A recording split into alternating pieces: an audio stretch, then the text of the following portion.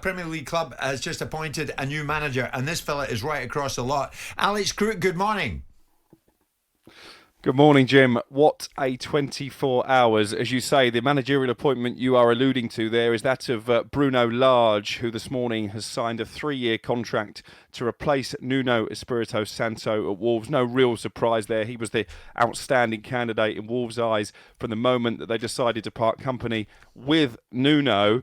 But it looked as if Nuno himself would be on the move to a Premier League rival. I was on the golf course yesterday afternoon, got numerous messages from various sources telling me that Nuno Espirito Santo to Crystal Palace is a done deal and that Palace hope to announce that appointment formally by the end of the week. There was a 3-year contract waiting to be signed. We hear this morning that done deal is off. Nuno Espirito Santo, as it stands, will not be the new manager of Crystal Palace, and we're hearing that he changed his demands at the 11th hour. So they've walked away. Their search for a replacement for Roy Hodgson continues, and you do wonder now, with Nuno moving the goalpost so late into negotiations, has he possibly had a tap on the shoulder from Everton, another club this summer, one of many looking for a new manager? Interesting, Alex. Interesting. Alex, stay with us. Simon, have you had that in your experience at Palace? Somebody moving the goalposts in terms of negotiation at the 11th hour, and you've got to change the way you were thinking. Yeah, of course, it happens. It's the nature of the negotiation world. But also the fact that Palace was so seemingly, through the media, doubling down on their interest and showing not so much their backsides, but showing the level of enthusiasm. We had statements coming out with your mob and Sky, the whole board of Palace are behind this appointment, and it kind of empowers somebody to a level which may move them beyond the reality of a balanced relationship, which is they're grateful to have him, he's grateful to be there.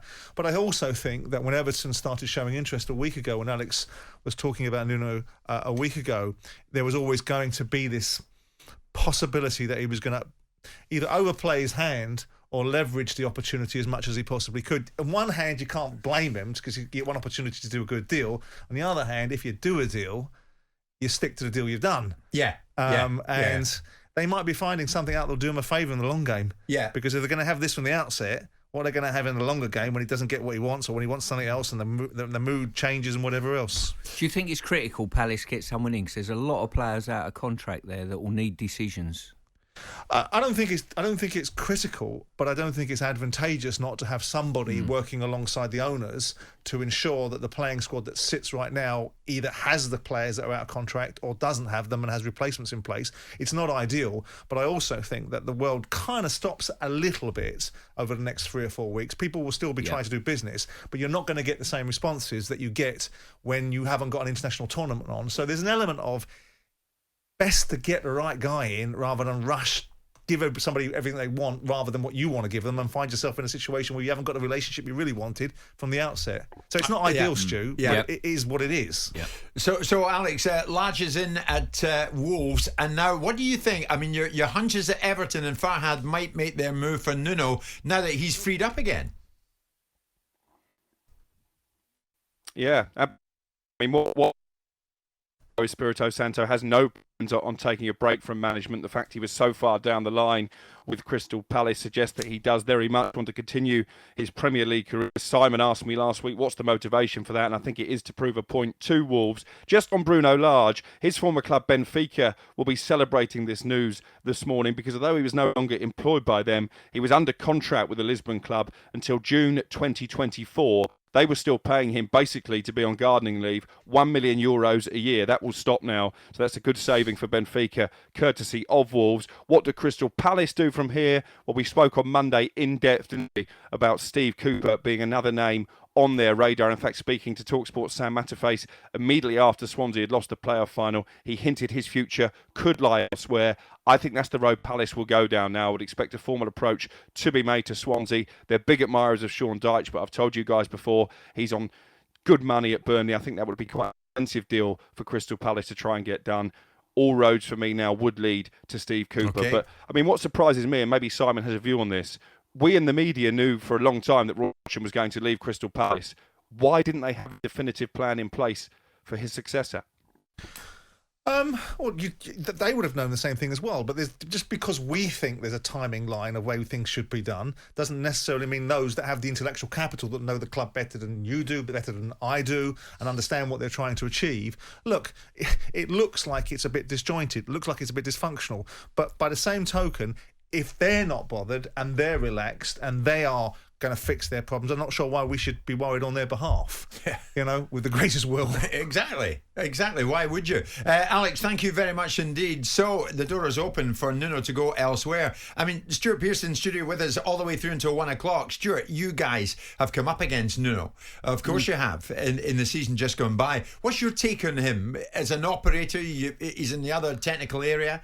You like the way he does his business? Do you like the way he operates as a coach? Well, I think you've only got to look at the results that Wolves have galvanised and how Wolves have grown as a club over the last few years, not just, looking back over this last 6 months, but beyond that, getting Wolves into the Premier League.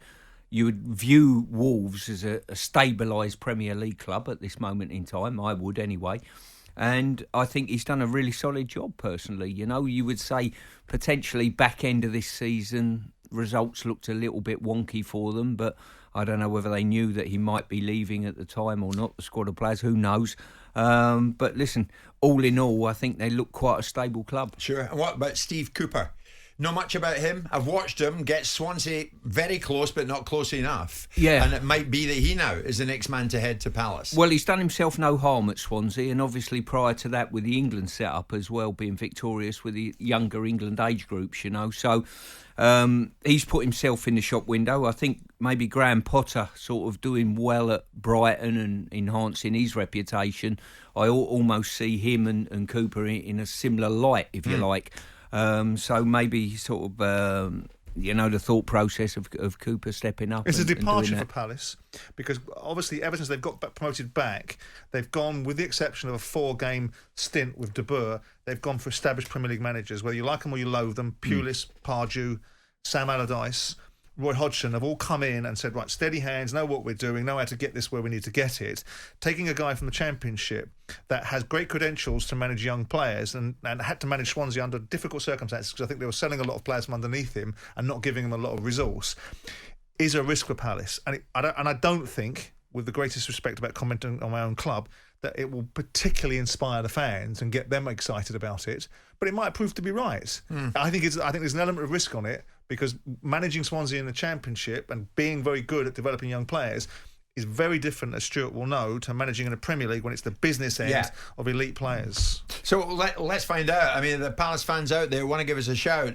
Give us a call. You are not going to get Nuno Espirito Santo. That one has gone.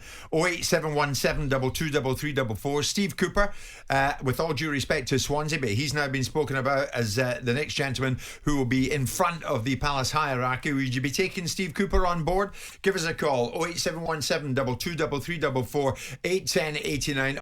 Jim White and Simon Jordan, Monday to Thursday morning 10 till 1 on AM, on DAB, via the talkSPORT app and on your smart speaker. talkSPORT.